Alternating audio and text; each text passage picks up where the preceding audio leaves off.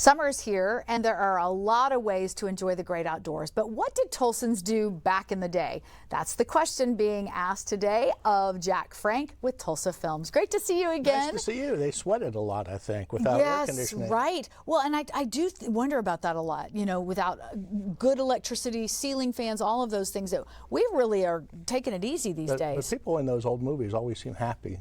I know. So maybe they just got used to it. Well, and they spent time out on the back porch or in their yard, and they were connected to other people and got together in the church functions, and you had those little fans.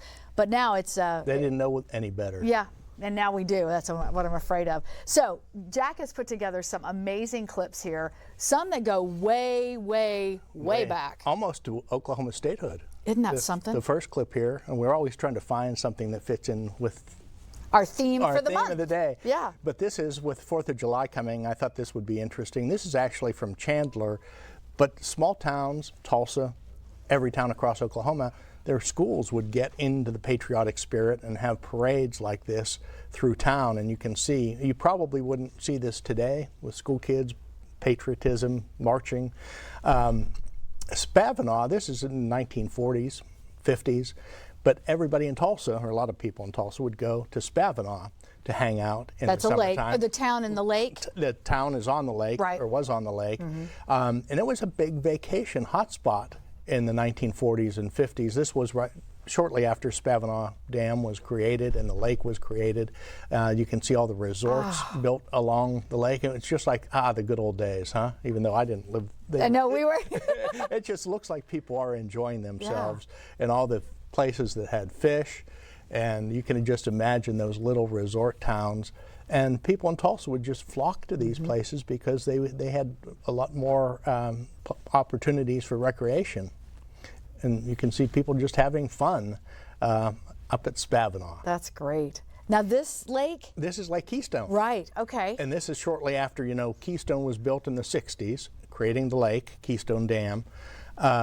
And when it first opened, it was a big deal. It was a close lake to Tulsa, and they had a Miss Keystone Lake pageant, and all the little towns that were around the lake had a representative? Had a representative, and these are them, Manford and Oilton and Miss Cleveland. Pawnee, all represented. Oh, this takes me back, Jack. And how can you talk about summer in Tulsa without talking about Bells? Bells I know it's cliche, but hey, we had to do it. The wooden roller coaster, Zingo, all the different rides. And I forget, Zingo gets a lot of the publicity, but I forget some of the rides that were out there. Well, I distinctly remember learning to drive as a kid, riding those old-timey cars. Yes, yes. And then the boats, my kids even got to be in those boats with the little bell at the front. Yeah, they were great. Phantasmagoria, the log ride, those came a little bit later. This came like in the 70s or 80s, right? I remember them putting in the log ride. That was huge, yeah. On top of the concession stand, they used to have these airplanes, not those, but a different kind.